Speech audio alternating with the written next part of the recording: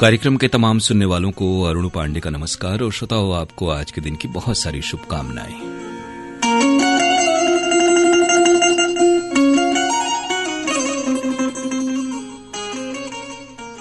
आज पवित्र श्रावण मास का आखिरी सोमवार है और इस अवसर पर भी बहुत सारी बधाई और शुभकामनाएं आपको। कार्यक्रम व्हाट्सएप संदेशों पर आधारित होता है 7905519981 यानी 7905519981 ये कार्यक्रम का नंबर है। फिल्मों के नाम हम आपको शुरुआत में बता रहे हैं और आप उन्हीं फिल्मों से अपनी फरमाइशें शुरुआत में ही हमें भेज दें। आज की फिल्में हैं सैया ले जा तू गवनवा, बिहारी बाबू, गंगा मैया तोहार किरिया और लागी नाही छूटे राम। सैया ले जा तू गवनवा, बिहारी बाबू, गंगा मैया तोहार किरिया और लागी नाही छूटे राम। आपसे आग्रह कि पूरे प्रोग्राम के दौरान चूंकि 4 गीत हैं तो एक बार ही संदेश भेजें। नाम की संख्या पर थोड़ा सा संयम रखें और एक संदेश में एक ही स्थान के श्रोताओं के नाम रखें। 7905519981 ये कार्यक्रम का नंबर है और हम आपको शुक्रिया कह रहे हैं कि आप इंतजार करते हैं और फिल्मों के नाम बताते ही संदेश भेज देते हैं। एक बार संदेश अगर आपका शामिल हो जाता है तो दोबारा न भेजें।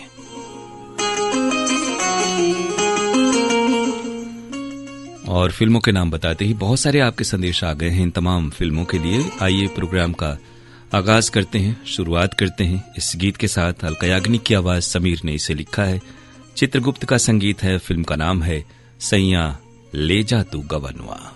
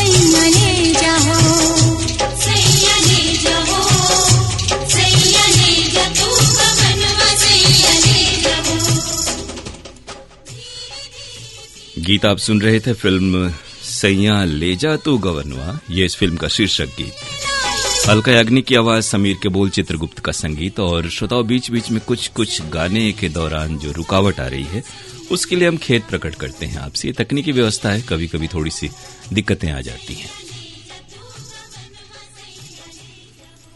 और अब इस गीत के लिए बहुत सारे श्रोताओं की फरमाइशें आई, उन श्रोताओं के नाम से हम आपको वाकिफ करा रहे हैं।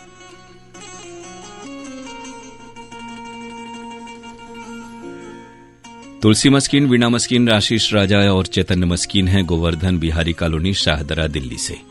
ये फरमाइश शिवा गोप, प्रेम गोप, कपिल गोप, शिवांश गोप और संगीता गोप की आई है पश्चिम सिंहभूम, चाईबासा, झारखंड से।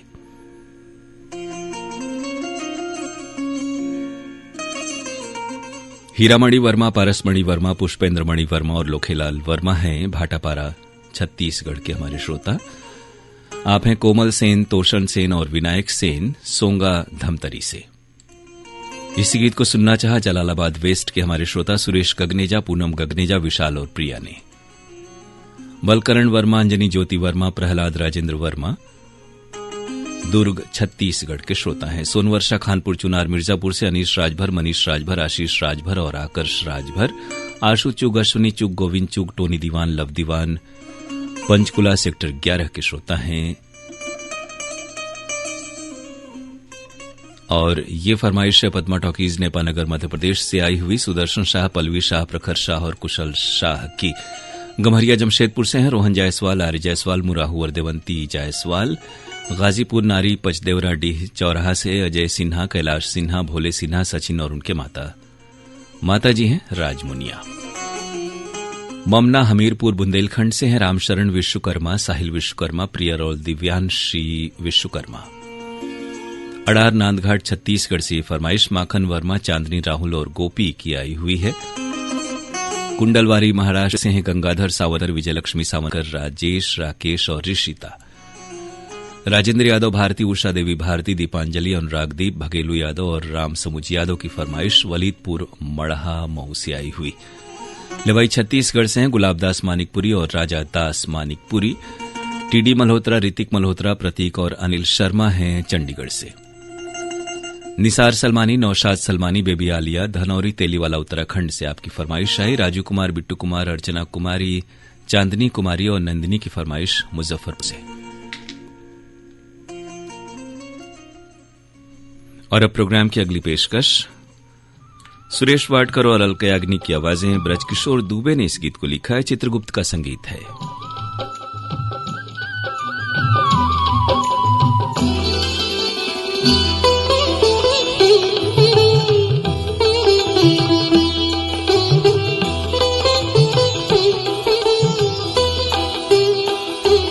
राखी हर साल पहले सवनवा में, राखी हर साल कहले सवनवा में, भैया बहिनी के हरदम रखिया मनवा में। बहिनी बसेलू तू हमरा परनवा में, बहिनी बसेलू तू हमरा परनवा में।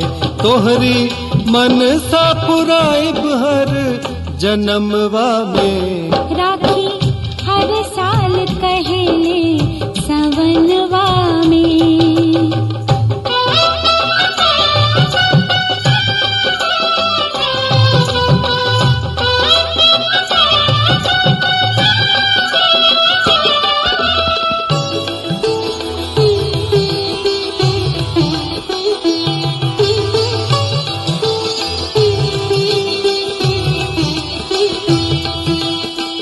राखी के धागा के तो महिमा पार हो,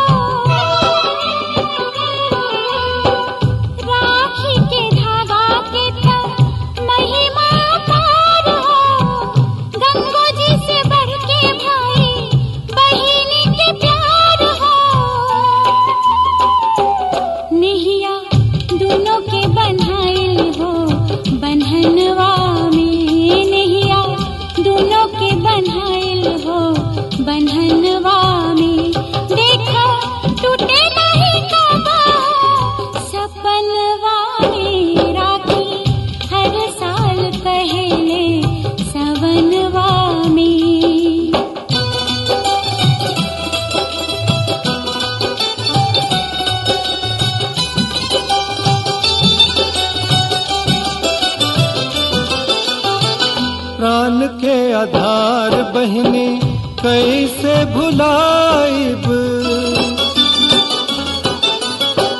प्राण के आधार बहिनी कैसे भुलाइब, अगलो जन्मवा में भाई बन के आइब।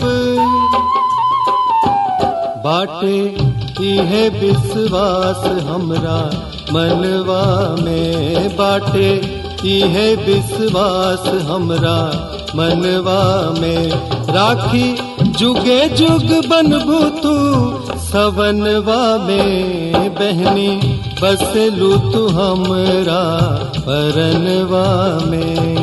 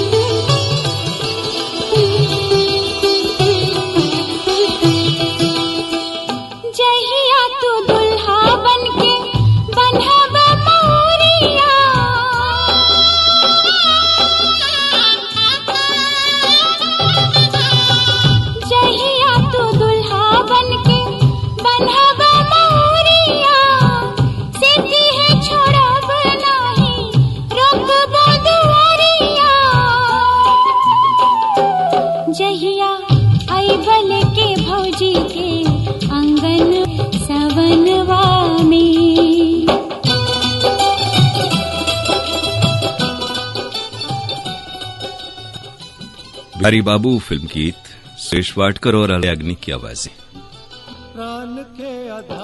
फरमाइशें आई हैं हमारे इन सुनने वालों की यानी श्रोताओं की। प्राण के आधार बहिनी कैसे भुला। छत्तीसगढ़ पलारी से हैं प्रकाश वर्मा, प्रिंस वर्मा और निखिल वर्मा। जमानिया गाजीपुर से सुरेश जायसवाल, उर्मिला, दीपक और स्वाति जायसवाल की फरमाइश है। छत्रपति संभाजीनगर से हैं राजेश साबले पाटिल, राजदीप राजेश और राशि राजेश। मुबारकपुर ऊंची तकी आजमगढ़ से दिलशाद हुसैन, फातिमा सोगरा, वकार हैदर और कनी सकीना। कोटवा कपिल धारा सराय मोहना वाराणसी के हमारे श्रोता हैं रतिना त्रिपाठी, राखी, आर्या, ऐन्द्री, सारंग, ओमना, शिवांग, अदिति और उनकी माताजी निर्मला त्रिपाठी। रमेश कुमार विश्वकर्मा, पूनम विश्वकर्मा, प्रियांशु और प्रीत की फरमाइश मेहदीगंज मड़ई राजा तालाब से आई हुई है। मुबारकपुर आजमगढ़ से हैं जावेद अख्तर राही, शमसुल कमर राही, बेगम रुखसार, रकीबा शाहीन और तुबा आफरीन। राहुल खुराना, रस्ता खुराना, केशु रिधान खुराना और तुलसी मस्कीन की फरमाइश चंडीगढ़ पंचकुला से। अस्तुपुरा मऊ से मजहर अली अंसारी, रजिया बेगम अंसारी और मोहम्मद सादिक अंसारी। वारिस अली खान, इस्लामुन निशा, शकील अहमद, शहनाज खान और दानिश हैं संजय नगर ऐशबाग लखनऊ के हमारे श्रोता। बक्सर बिहार से शरफुद्दीन अंसारी, फातिमा खातून अंसारी, असलम अंसारी और अकरम अंसारी। भोपालगढ़ राजस्थान से धर्मेंद्र छीपा, कपिल छीपा, ईशान छीपा और पूजा परिहार। दीपेश वर्मा, पूनम वर्मा, ज्योति और शिवांश वर्मा पीपर लोड सरगांव के श्रोता हैं। ये फरमाइश है गंगापुर वाराणसी से शंकर प्रसाद, आदर्श कुमार, स्नेहा कुमारी और श्वेता कुमारी की।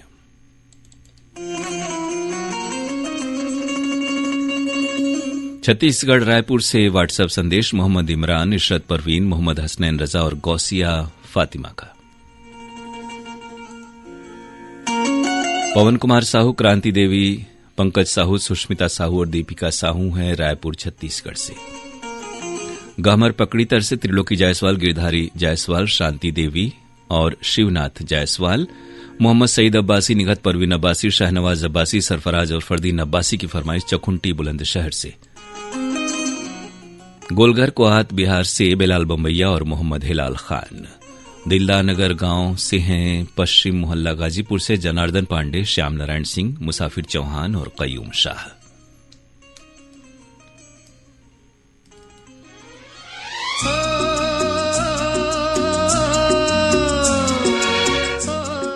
और अब कार्यक्रम का अगला गीत बहुत सारे श्रोताओं की फरमाइश पर गंगा मैया तोहार क्रिया फिल्म का नाम है। सुरेश वाडकर के साथ आवाज अलका याग्निक की।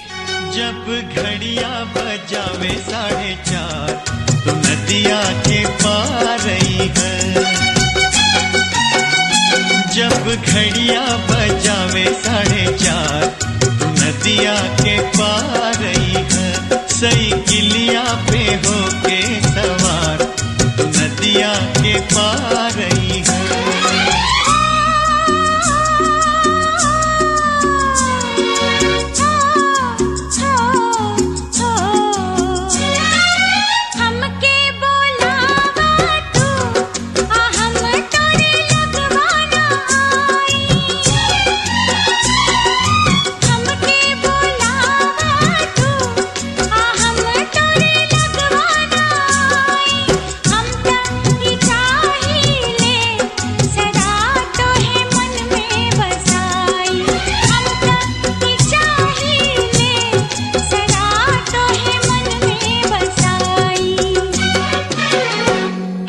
रहिया निहारब तोहार तो करके सिंगार रही है।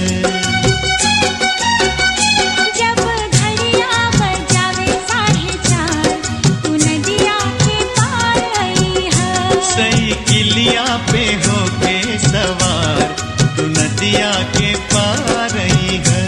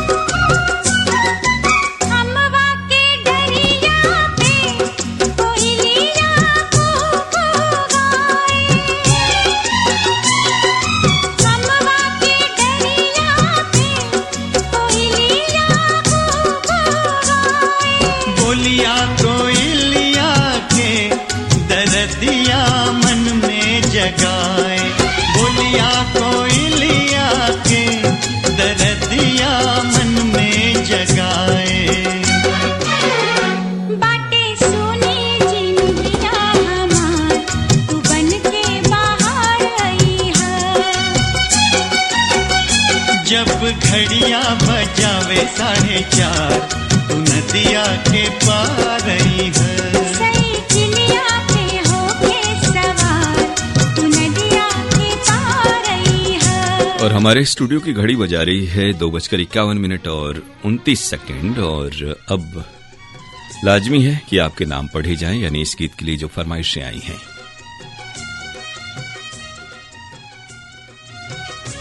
मानसी गौरव अरोरा हैं नई दिल्ली मोती नगर से। आपको ये बता दें कि इस कार्यक्रम में फिल्मी गाने हम लोग सुनवाते हैं और लोकगीत का कार्यक्रम लोकरंग रविवार को होता है। उसे भी आप सुन सकते हैं दिन में 1:30 बजे। बबरी बाजार चंदौली से ये संदेश है विजय जायसवाल, सरोज जायसवाल, सुंदर और सुमन जायसवाल का। खमरिया छत्तीसगढ़ से साबित खान, धर्मेंद्र प्रजापति और सावित्री देवी। यशवंत साहू, रमेशिया, हर्ष और अंश साहू की फरमाइश कर्मा चौक लोहारेडी से।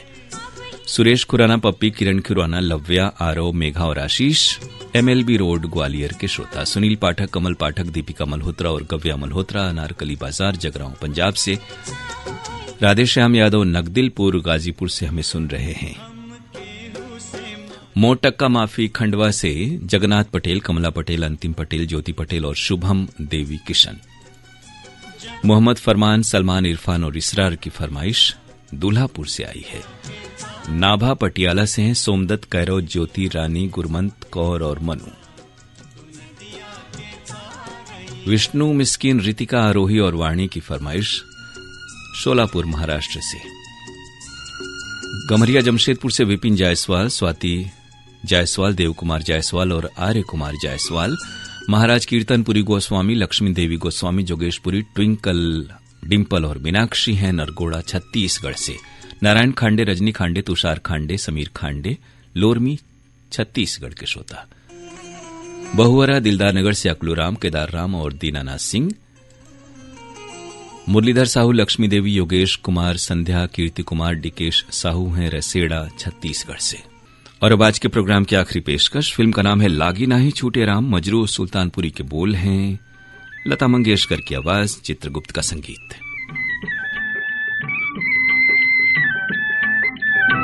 रखिया बन्हाल भैया सावन आई, जिया लाख बरिस हो। रखिया बन्हाल भैया सावन आई, जिया लाख बरिस हो। तोहरा के लागे भैया हमरी उमिरिया, बहिना ता दे ले आशीष हो।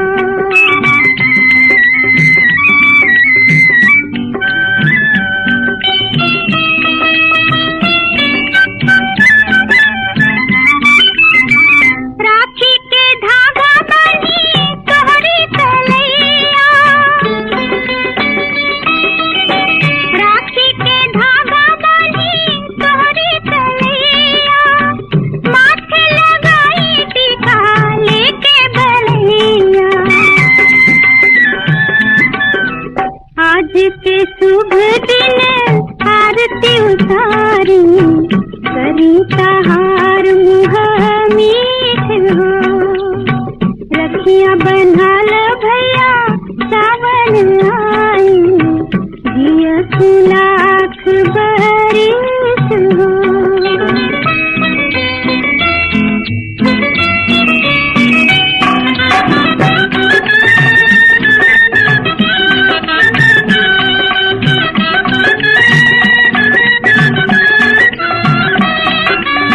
जहिया तू भोज के डोली ले आईबो, दिदिया का नींद से तो बचे ना पईबो। अचरा में भरी भरी लेब रुपैया, गाँव लेब 10-20 हो। रखिया बन्हाल भैया सावन आई, जिया लाख बरिस हो।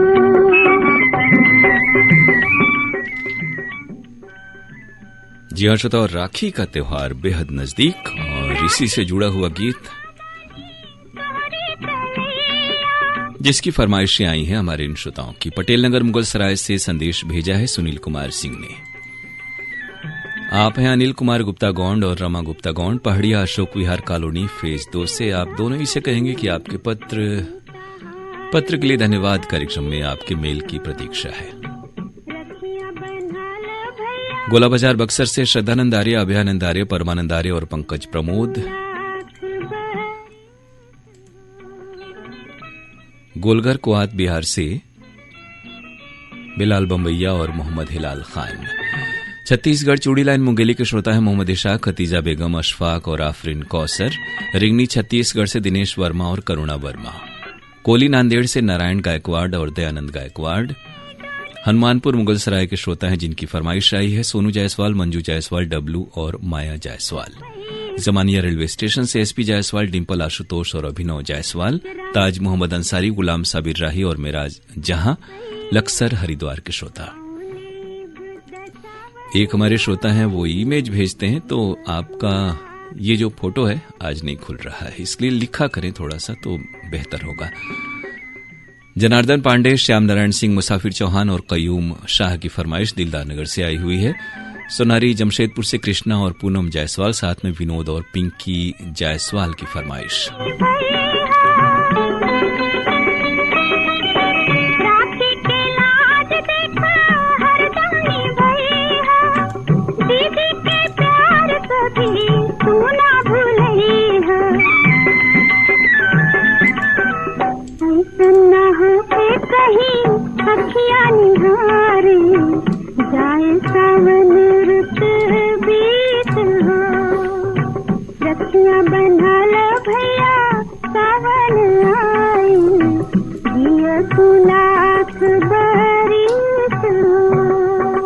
गीत था लागी नाही छूटे राम फिल्म से, लता मंगेशकर की आवाज में।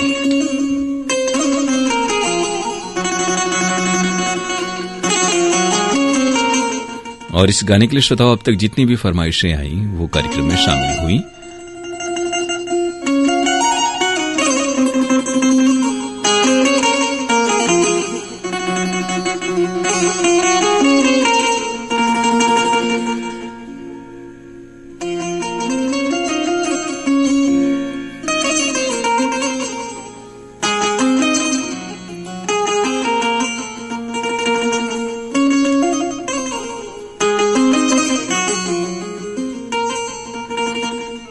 तो अब आज का ये प्रोग्राम यानी फरमाइशी गीत एक्सप्रेस समाप्त करने की अपने दोस्त अरुण पांडे को इजाजत दीजिए। नमस्कार।